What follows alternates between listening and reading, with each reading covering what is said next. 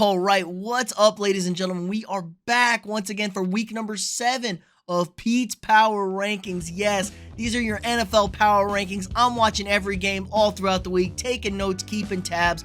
I'm ranking all 32 teams, 1 through 32. We're going to get this thing started off here real quick with teams 32 through 24, the bottom of the barrel teams. But before we get into that, drop a quick like on this video. Subscribe to the channel if you're not already. Really helps the channel out a lot. We're doing daily content every day. So let's get it started here, 32 through 24. Okay, like I said, these are your bottom of the barrel teams. I don't think there's much hope for any of these teams.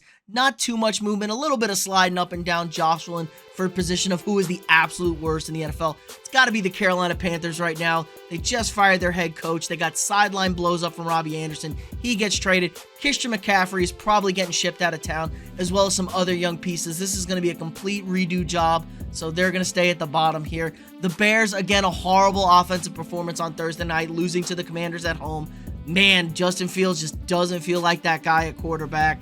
It's really not going well in Chicago. Houston on a bye, gonna knock him a spot because, you know, some teams below him did better, but still, they're a feisty team. Arizona, total train wreck right now. They are getting DeAndre Hopkins back. They did just trade for Robbie Anderson, but they lose Hollywood Brown for an extended period of time. Maybe Cliff is not making it through the end of the season. I just don't know about this team, man. Commanders, nice win against the Bears, so what? Steelers, very nice win against the Tampa Bay Buccaneers. Showed some life, but too bad Kenny Pickett got hurt. Had to use Mitchell Trubisky. Again, Detroit and Denver just feel lifeless. And the Cleveland Browns at 24, man, can't hold on to a lead and then just get absolutely embarrassed by Bill Belichick. They really, really need Deshaun Watson to come back to have any sort of chance, but I think it's really next year for the Browns. Okay, now 23 through 16, these are kind of your middle tier teams. A lot of jockeying for position, a lot of big jumps in this group, a lot of ups, a lot of downs. These are the teams that are going to be fighting for that playoff spot. Some of these teams could be fighting for a division title. There's some good here. There's some also really bad. You know, Vegas, New Orleans, Jacksonville, really not getting it done for me. I know Vegas is only 1-4, but I still like what I saw from them in Kansas City. They could kind of get some wins going here. New Orleans, Andy Dalton, Jameis Winston, they got no quarterback and they got no first-round pick. This could be a real blow-up job here soon with all the talent they have. It feels like it's kind of the end of the New Orleans Saints era. Jacksonville, man, such a hot start, too. They were 2-1, everybody's darling. They've dropped 3 in a row now. They're really not great, 2-4. They lack consistency on offense and defense. It's a tough, sledding, but they do feel better than last year. Colts, nice jump up. Matt Ryan's best game of the season. They are, look at this, they're only a half a game back of the Titans for first place in the South. It's going to be a 2-team race between these two. The Seahawks, I like them a lot too. Really feisty, really tenacious. Hey, Pete Carroll and Geno, you got more wins than Russell Wilson. Good on you.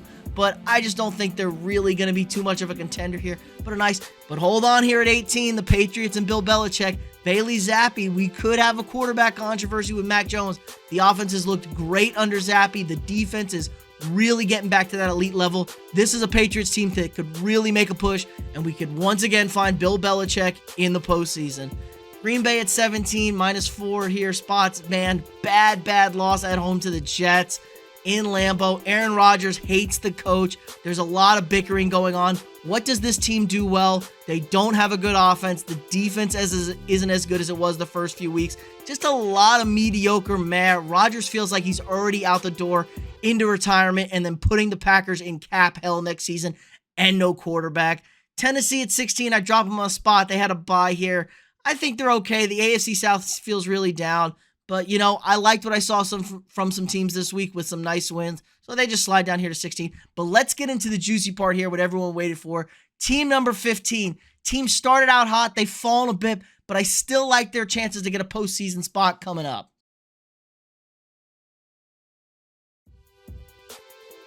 Okay, number 15, the Miami Dolphins. Like I said, they were 3-0. They were one of the hottest teams in the NFL, but then they've lost their starting quarterback for the game 3 straight weeks. We know what happened to Tua.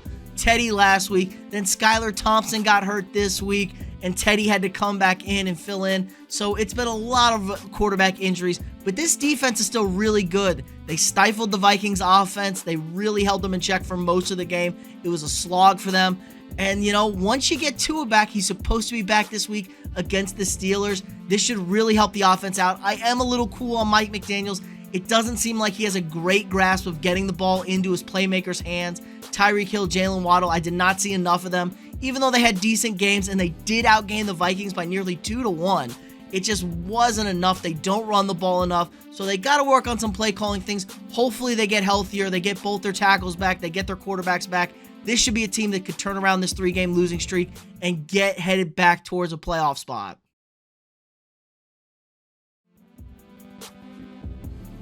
Okay, don't look now, but the feisty Atlanta Falcons at number 14. I like this team a lot. I've been saying it all year. They are way better than they thought they were going to be coming into the season. And Marcus Mariota is kind of the worst part of this team, but he's doing okay, man. He's winning football games. A big win at home against a little beat-up San Francisco team. But I got him in the top 15 for the first time here, up 2 spots to number 14. Good on the Dirty Birds. They're tied for first place in the NFC South. Wow, kind of crazy. They don't have that tiebreaker. They should have beat Tampa Bay, or at least had a shot to beat Tampa Bay 2 weeks ago. They beat the Niners this week. Nobody's going to want to play this team on any given day of the week. 2 times on Sunday. They are a real tough out. I would not want the Falcons. They are not a freebie on the schedule. They run the ball well. They play pretty good defense. It's a real tough team to face. And, you know, Arthur Smith's doing a real good job as a head coach, man. I have my doubts, but, man, this Falcons team, pretty impressive for a 14 team that's really not super talented.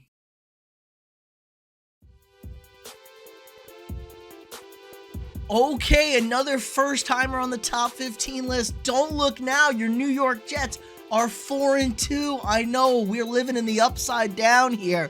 I really like this Jets team. The future is very bright for them, I think. They're playing fantastic defense. They're pounding the rock. And Zach Wilson has made some nice plays. You know, he's not looking like a train wreck.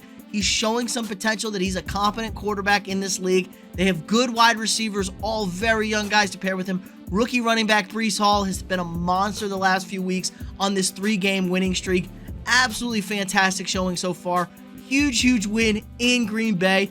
And the defense is great. Rookie cornerback Sauce Gardner, we knew he was good. He looks like he's going to be elite, and he could be the best corner in the league in no time at all. Led up front by Quinnen Williams on the D-line. He was wreaking havoc on Rodgers. This team gets after it. They play good defense. They run the football, play good special teams. Now, the offense might get a little roller coastery here, so that could limit them. The Bills are also a limiting factor for a division title. But, man, this Jets team is really fun to watch. The future is bright, and I could see them ending the league's longest playoff drought, not being in since 2010. So keep your fingers crossed, Jets fans. I think you got a good shot this year.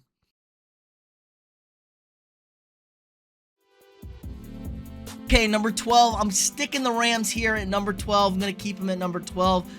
Just really not impressed with this team at all. There's something wrong here. I've been saying it for a long time now. One extra cocktail in the offseason, one less rep in the gym. They just look all discombobulated. It was nice to get Allen Robinson back involved in the offense, but Stafford, again, with another defensive turnover for a touchdown. That's like 3 in 3 weeks. He's really turning the ball over way too much. He's back to his Detroit Lions self. Turnover machine, stat pattern, not playing meaningful games, not winning meaningful games. So they just feel all sorts of disjointed. There isn't a good run game. Cam Akers is out of town, or at least he's not playing for them the rest of the year. There is some serious discontent there. They got to get this thing figured out. Sean McVay is doing a real good job at least keeping this team afloat. They are still tied for first place in the NFC West because the NFC West really hasn't lived up to the billing that they had in the offseason. I guess divisions rarely ever do. So they're still right in the thick of it here, but they really just don't feel great. They got to get things figured out. So I'm going to keep them here at number 12.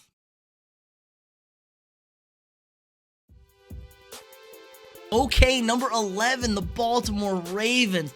Man, a letdown loss. Man, they're 3-3 on the season, and in their 3 losses, they've trailed for a total of 2 minutes combined in all 3 games. Just ridiculous that this team can't hold on to leads.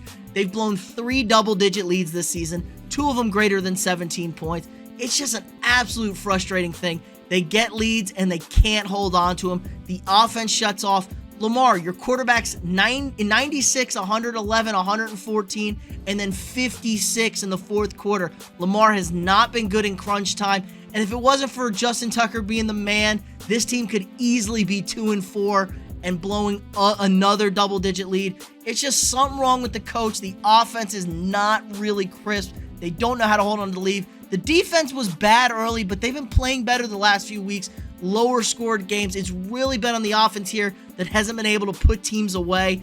It just feels weird. This is not a very John Harbaugh coach team. I don't get it here, so we'll figure it out, man, hopefully in Baltimore. But please, Ravens, show me something. Show me something, because you're really letting us down here at 3-3.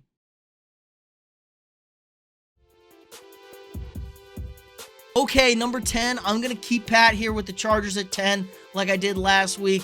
Not a great performance against the Broncos. I absolutely hate their head coach, Brandon Staley. He was having a runoff with Nathaniel Hackett to who is the most incompetent head coach in the NFL.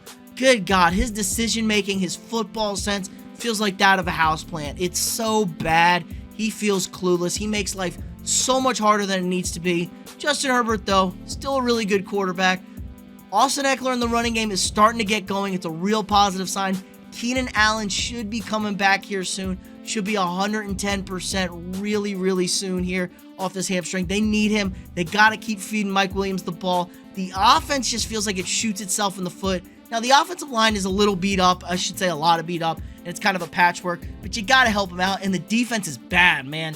They are letting way too many deep passes, way too many big plays go. They still get after the quarterback a bit, which helps them out. But they really got to get that back end shirt up. So I'm going to keep the Chargers here at 10.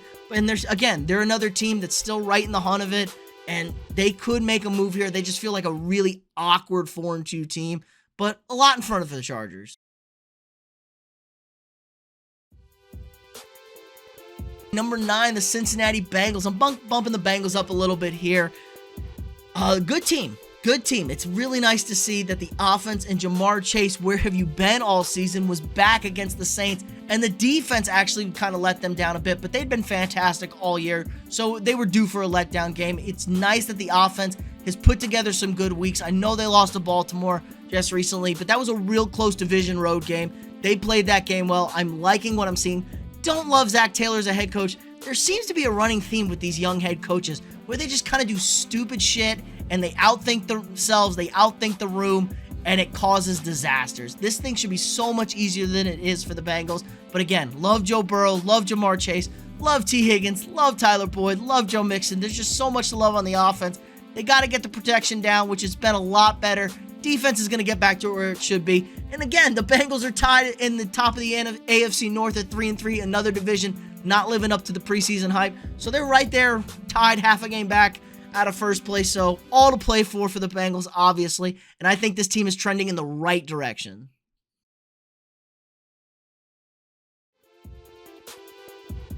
Okay, number 8, the Buccaneers. I'm going to knock them down 3 spots this week. Not a great showing from Tampa Bay, losing to the lowly Pittsburgh Steelers. And even after they got Kenny Pickett knocked out of the game, Mitch Trubisky came in and threw the game winner. Offense only managed 18 points against the B-team defense of the Steelers. It's really, really concerning. We've seen videos of Tom Brady screaming and yelling at his offensive linemen. Clearly his personal life is blowing up, and it has sort of an effect on him. It's just not right at all, kind of like the Rams. I do think, however, because the NFC is so soft, they are still in first place in the NFC South. They will find themselves in the playoffs, and it's hard to bet against Tom Brady in the postseason. Defense is still good, still plenty of time to get this thing worked out, but for right now, I'm going to keep the Buccaneers down at 8.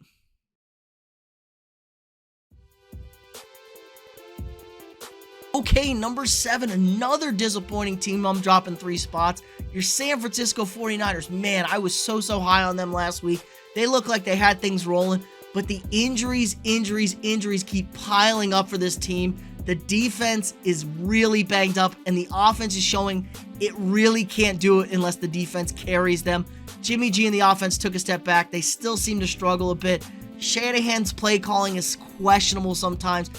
Absolutely killer loss at Atlanta by 2 scores. They gave up a defensive touchdown. I should say they fumbled and Atlanta scored on defense, so you really aren't helping your defense out either at all. And then they had a 16-play, 80-yard drive that didn't result in any points in the fourth quarter. Just back-breaking stuff.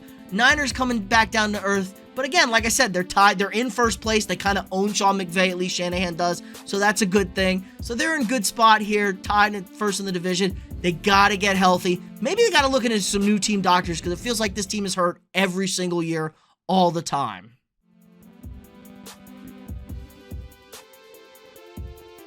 Okay, number 6, up 3 spots this week. I know they're 5-1, and it's your New York Football Giants. Real nice win at home against the Baltimore Ravens. This team is not very talented whatsoever, but man, they play hard. They're super well coached by Brian Daboll. I like the tenacity. They're going to work their ass off every week.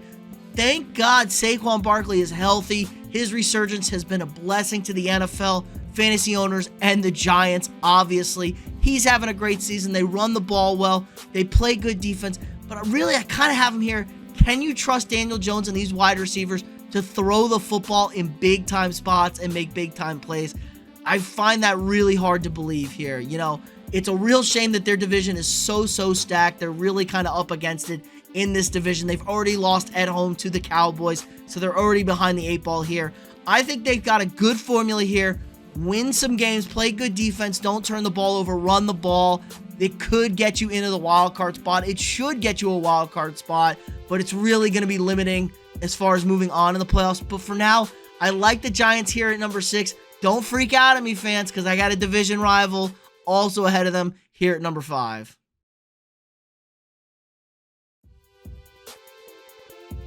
Okay, number 5, I'm moving the Cowboys up 2 spots. Not going to dink them too much for the loss against the Eagles. Now, it was concerning. They were getting absolutely destroyed in the first half, 20-0. And the Eagles have a real problem of this, of forgetting to play the second half. There's been a few games this season where they've pulled off the gas, and teams have had a nice, strong comeback. So it was a good comeback for the Cowboys, but I think they've really reached their limit with Cooper Rush. Thank the Lord, Dak is back. You know, he's coming back, and Cooper Rush, hey, Cowboys fans, you got to be ecstatic. You're 4-1 with Cooper Rush. The sky looked like it was falling when Dak went down week 1 on Sunday night. So that was a win for them. You got to get the defense a little reality check here, though. Micah Parsons got picked on a whole bunch by Jalen Hurts in this Eagles offense. They were reading him, keying him, and make him make decisions, and the Eagles made him make the wrong decision. Felt like every time. So they cooked him up a little bit here. They need to avoid the turnovers. Cooper Rush had a couple of turnovers, and it was back-breaking for their defense. And that was always the concern with Dak coming back. Was he going to get a little bit more aggressive? If Dak can stay away from the turnover and be a better passer than Cooper Rush, this should really help this team out a lot. I like this Cowboys team. Fantastic defense. The offense is the big question mark here. Kind of the exact opposite of my next team, and it's really close. I don't think there's much separating teams 4 through 9 here. There's a clear wide margin between 1 through 3, but 4 through 9 are really close. But I can't believe I'm going to do this here with my number 4 team.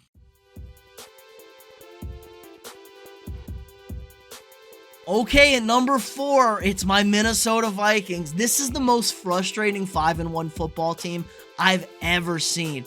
But man, I'll tell you what, 5-1 is 5-1 again. They look real strong offensively. They still felt like they haven't put it all together, but they're averaging about 27 points a game, which is really nice. And the defense, say what you want, is a pure bend, don't break defense. They'll give up 1,000,000 yards. They'll give up scores early in the game. But when it comes down to it, this team knows how to win late. They've won 4 one-score games this year, 3 of them coming back. The offense scores in crunch time. The defense gets stops in crunch time. That's all the signs of a good football team. And they're the least penalized team in the NFL through 6 weeks, which is absolutely fantastic. You really don't see that too much. So if this offense can get it really humming with Adam Thielen, Justin Jefferson, Dalvin Cook, KJ Osborne in the mix, Kirk Cousins is playing really good. He plays even better when it's just on Sunday in the afternoon, not those night games. So if they can get this thing going here, the offense will be elite. I think that's where I have the little bit of edge here, where they're going to be able to score on teams, and it'll really help them out if their defense isn't stopping people. It's a lot to look forward to. They do have the Giants and the Cowboys coming up here on the schedule, so we're really going to know about these 3 teams here towards the top of the NFC. It's really exciting to watch, but there's a clear gap between these teams and my top 3 teams here, and let's roll in with number 3.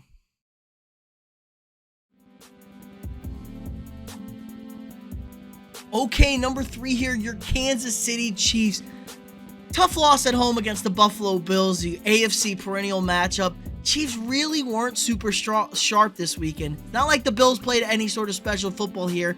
Chiefs were getting 3s instead of 7s, and the defense is a concern. Will they fold late? And they folded late against the Bills. They've been great all season, most of the time, getting stops. That's the only real concern with this team. Patrick Mahomes is amazing. He's probably the best quarterback in the NFL. He's a freak of a talent. He's a magic man. He makes plays out of nothing, and they're still really well coached. I know this team is not going to be too bothered losing this game at home, but it is going to end up costing them down the road, I think. It's very clear, I think, we're going to have a rematch of this game in the AFC title game, them in Buffalo. But the problem is now they're going to have to go to Buffalo, most likely, to go get back to the Super Bowl, and that's a little worrisome. Patrick Mahomes has never played a road playoff game in his entire career, so this one hurts a little bit more here, so I got to stick him in number 3.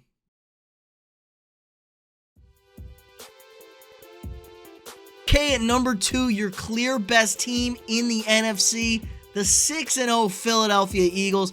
Nice win at home against the Cowboys, but again, you gotta stop pulling off the gas, Philly. You let the Cowboys make a little run there. You still won the game relatively comfortably, but man, it's gotta be frustrating to be an Eagles fan sometimes. Good team, super well-rounded, probably the best team all around here. Great defense, great D-line, great secondary, really good offense, really good running the football, really good wide receivers, and you know what? Jalen Hurts may not be an elite quarterback, but he's damn good at quarterback, I'll tell you that much. He can make the throws when he needs to. He's got great mobility. He runs the football so well, and when you need 4th and an inch, there's not many better than him with that squatting 600 pounds, just pushing the pile, grinding those things forward. So I love this Eagles team a lot. I think they're clearly the best team in the NFC. Jalen Hurts is good enough, man, to win this team a Super Bowl. If they're not playing in the NFC Championship game, I'd be very disappointed, Philly fans. So I got the Eagles here, number 2, my clear number 1 team in the NFC. But the number 1 team did beat a better opponent this weekend on the road, so I got to give it to them.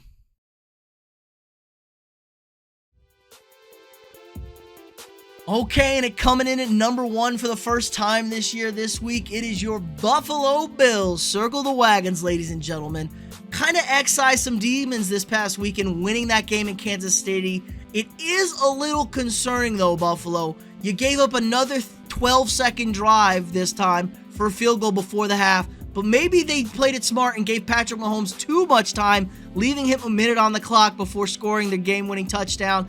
And he threw a pick on that last drive. So the defense stepped up when it needed to be. It was holding the Chiefs to 3s instead of 7s. It was kind of a low-scoring game. Buffalo played sloppy on offense. No ifs, ands, or buts about it. They got to clean that up. But they are so good when this thing is humming. Josh Allen, an elite, best of the best quarterback out there. He's a physical specimen. He can run it. He can throw it. They got real good wide receiver production out of Stephon Diggs, obviously. And Gabe Davis has really elevated to a really strong number 2.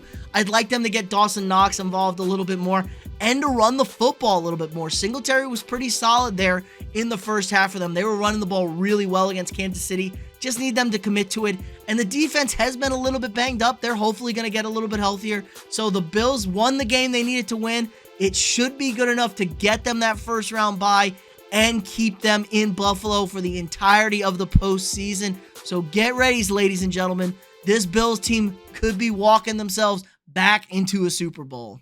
All right, that's going to do it for us today, ladies and gentlemen. Let me know what you guys think in the comments below. Who am I too low on? Who am I too high on? Am I sleeping on anybody? What am I missing? It's really hard to figure out these 4 through 9 teams. I think that any given moment, anyone could flip around. It's really close between those teams.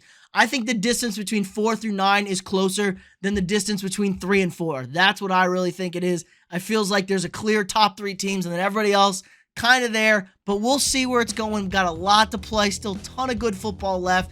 Like this video, subscribe to the channel, share it with your friends. Really helps the channel out a lot, and we'll see you guys next week.